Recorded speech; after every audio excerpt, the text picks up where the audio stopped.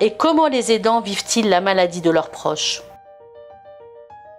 Des enfants de malades Alzheimer témoignent, parce qu'il n'existe pas deux malades identiques. Chacun aura à cœur de raconter son propre vécu, passé jour après jour auprès d'une mère ou d'un père atteint de la maladie d'Alzheimer. Voici quelques témoignages recueillis par Radio-Canada. Et oui, nous avons traversé l'Atlantique et nous avons recueilli ces témoignages. Cette maladie épouvantable nous vole peu à peu notre proche, déclare un des participants. On la sent partir, on assiste au déclin, explique impuissante, une cinéaste dont la mère âgée de 80 ans souffre depuis plusieurs années d'Alzheimer. C'était une femme si drôle, elle l'est toujours, sauf que maintenant, ce n'est plus volontaire. Pendant longtemps, elle a mis ses pertes de mémoire sur le compte de la vieillesse. En vieillissant, on oublie tout, répétait-elle, presque comme un déni de la maladie.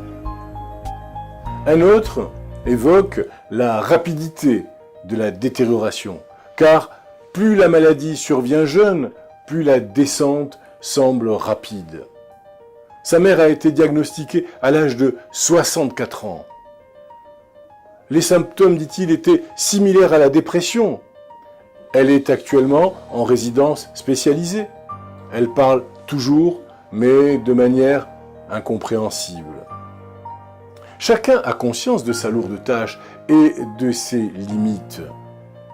L'accompagnement d'un proche est un défi permanent. 40% des aidants familiaux, je l'ai dit précédemment, tombent malades ou décèdent avant la personne atteinte d'Alzheimer. Pour autant, ils sont tous, à leur façon, déterminés à lutter jusqu'au bout. Je ne lâcherai jamais, je ne peux pas la laisser partir, confie au bord des larmes un animateur en parlant de sa maman. Elle aimait la musique, elle aimait chanter, elle aimait danser, se souvient un autre.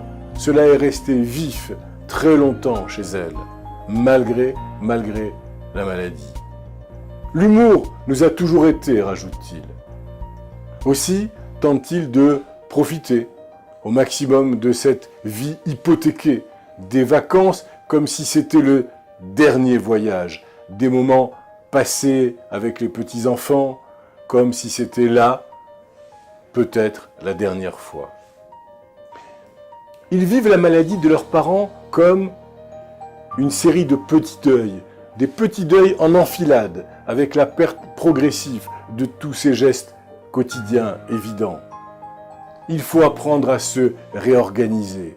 Toute la personnalité est remise en cause. Il n'y a plus d'inhibition.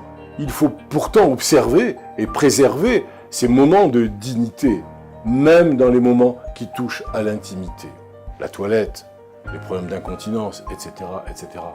Ce n'est évidemment pas le type de retraite que j'aurais souhaité, confie ce fils qui a tout arrêté avec beaucoup de courage pour s'occuper de sa maman jusqu'au bout.